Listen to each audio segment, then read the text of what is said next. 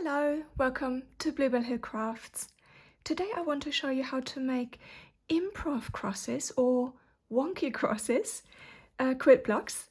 They are great for using up scraps, but I am using all fabrics from the same fabric collection because I'm actually going to quilt these onto a second-hand hoodie, which is a whole other story, an experiment. But while I'm prepping the quilt blocks, I thought I'd just show you the process. So I am starting with 6-inch squares. If you want to make them smaller or larger, feel free. And you'll also need some strips, and I have cut them at a slight angle. Again, that will enhance the wonkiness, so to speak. And they are about 8 inches long, so they need to be longer than your squares. Sorry, and you'll need two to go with each square.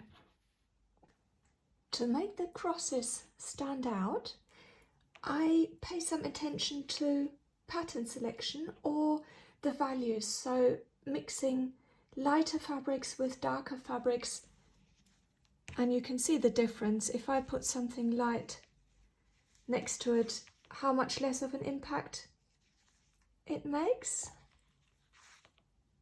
Yeah, there you can see. So just something to consider when you're planning your blocks. To start with, I am going to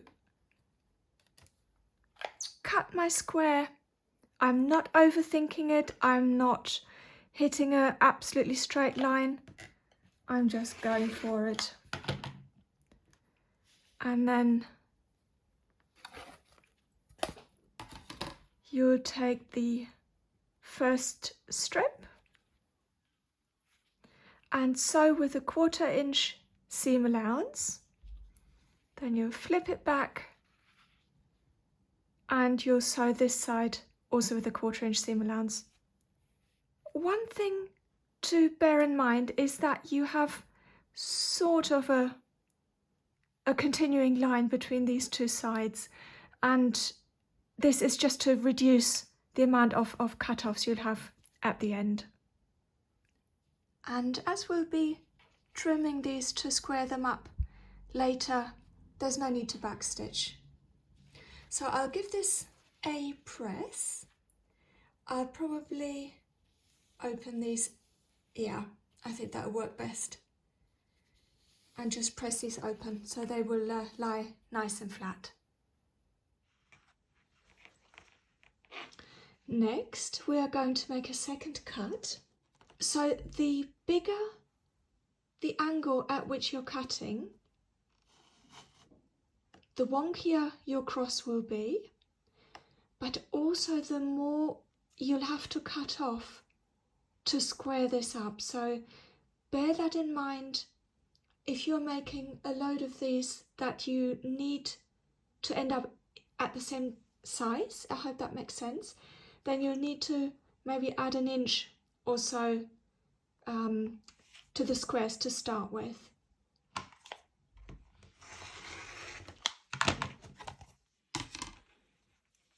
And then I'll take the second piece, and of course you can use a different fabric if you like. And if you have cut this at an angle, then just try the wide end either side and see what works best. This one doesn't make too much of a difference, but you can see how here I'm closer to a square, so there would be less wastage, so I'm going to go with this version.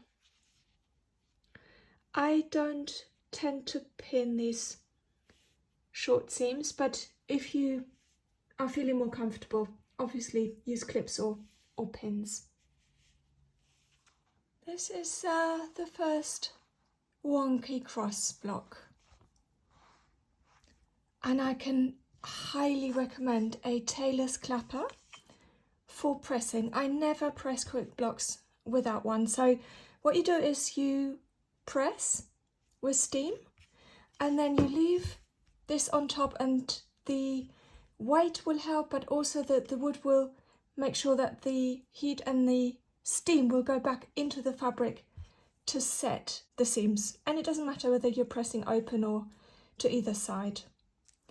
I use this oblong one for small quilt blocks, but I have a large square one that is brilliant for larger quilt blocks.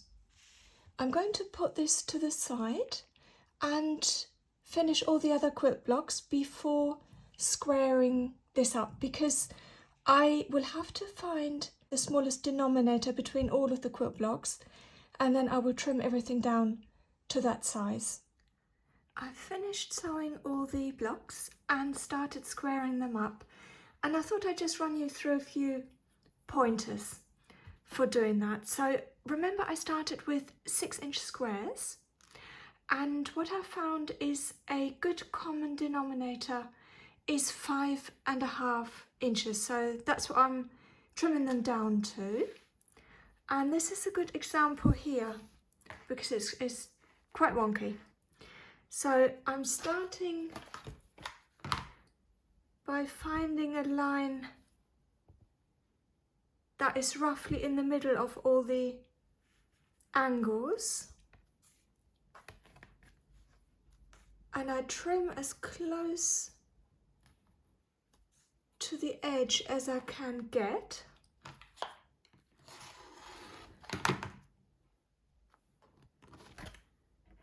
And at this point I have a little wiggle room to shift the cross either side, but I am going to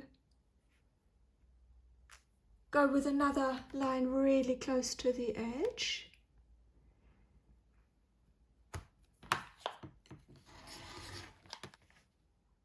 And this also maximizes the cutoff you have on one side, you know, pieces that you can reuse for scrap fabric projects.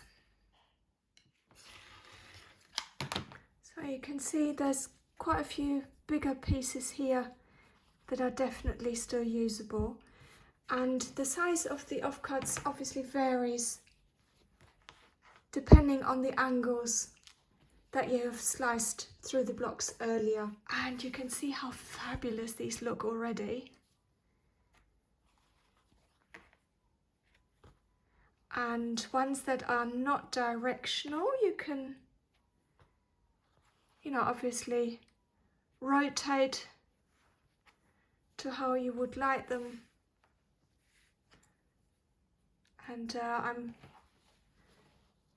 going to straighten all of these up and then try and experiment with my hoodie project. And if that works out as I have intended, then I'll probably do another video on that.